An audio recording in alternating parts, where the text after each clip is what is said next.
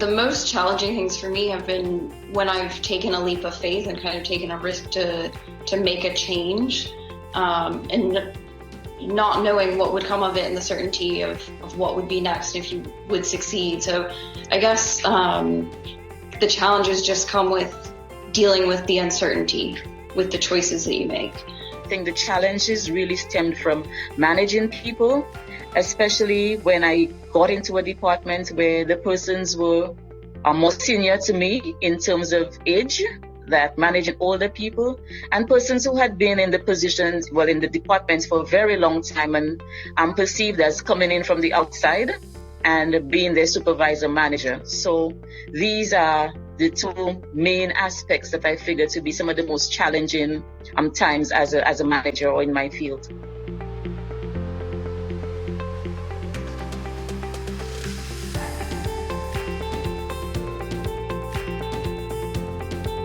I think that even in industries and sectors that can be predominantly female at times, or in certain regions or places in the world, that still happens, that usually at the top, or a lot of the times, there's still a man kind of managing, overseeing.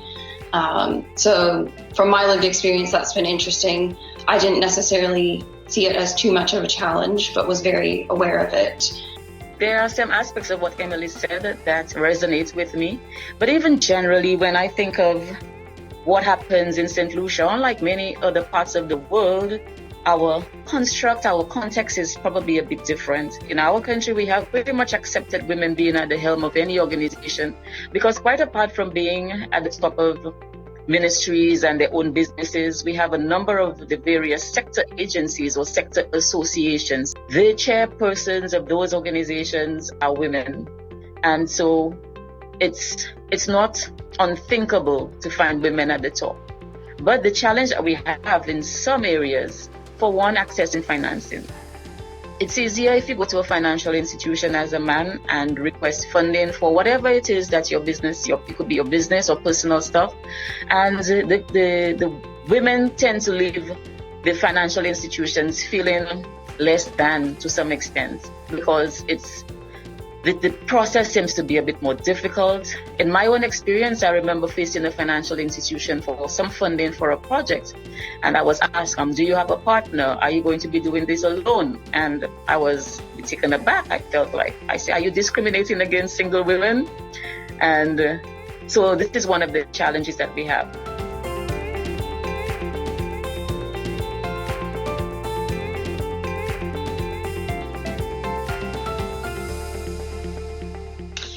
So I think I've had times where I've had feedback or mentors speak to me, or maybe pitch in front of someone, whether it's just to kind of get a bit of feedback on the business concept and plan, or if it was actually competitions and pitching for funding. And I think at times I wasn't consciously aware of it, but if I was speaking to women, I always had a different level of confidence than if I was presenting and speaking to men. And so I think I've learned a lot in the last 2 years about myself, that subconsciously it affects the way that I have my own confidence. I don't think there's been any instance when I have felt that I shouldn't be doing this, or I can't do this, or this is a position that should be held by someone else. This has not been my experience at all.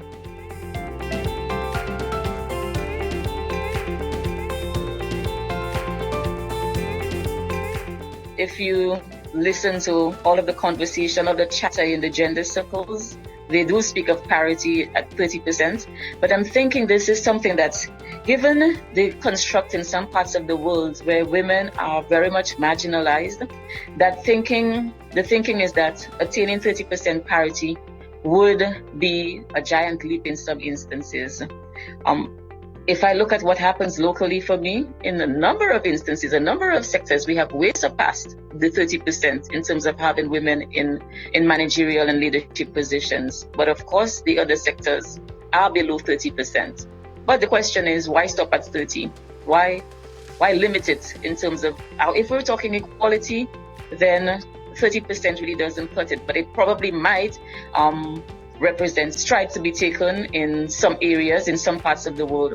It's a target that women in those parts of the world where they seem to be marginalized, or something to attain, a target to be reached, and it signifies hope in some instances.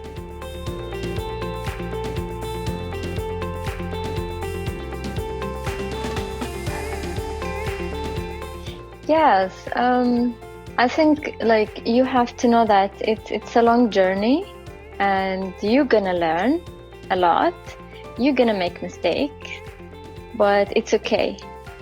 You're gonna learn, like out of this you're gonna learn. Just don't give up, because you're gonna face lots of obstacles and down feelings. So if I'm gonna advise someone, I just like, don't give up. It's okay. It's normal to make mistakes. Just push yourself.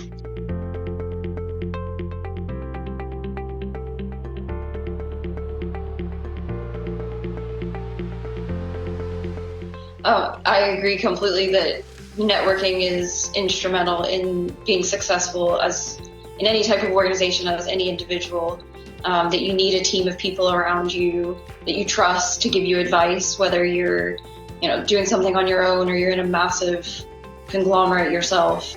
It doesn't matter. You need to have mentors, advisors, coaches, people that you trust. And I think having multiple perspectives as well is really important. Just having someone to reaffirm your own thoughts isn't what we mean by networking either. It's a matter of having safe spaces to go to with multiple skill sets, multiple levels of experiences from many different industries, kind of giving you a full scope that you don't have from your own lived experience or knowledge base is incredibly useful, especially the younger you are, the less education you have. And I think touching on the bit about what you know, my personal thoughts and experience on that are you learn and forget skills and information throughout your entire life. I think a mentality and way of thinking is always more important as an individual than what you actually know as well, because it allows you to grow and change and adapt. And that way, as you experience new people, new information, you can always move forward or absorb and grow.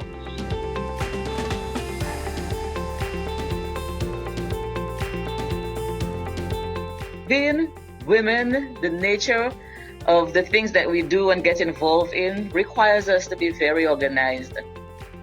And I think this is a quality or a trait that any woman wanting to get into business or looking, for a career on a career path needs to be mindful of. It's important to be organized because it means that you have to balance a lot. You have to balance work. You probably have to balance school sometimes. There are some women who are single parents, some women who are minding or looking after their parents. They come from an extended family, so there's the burden of care that's placed upon them as well.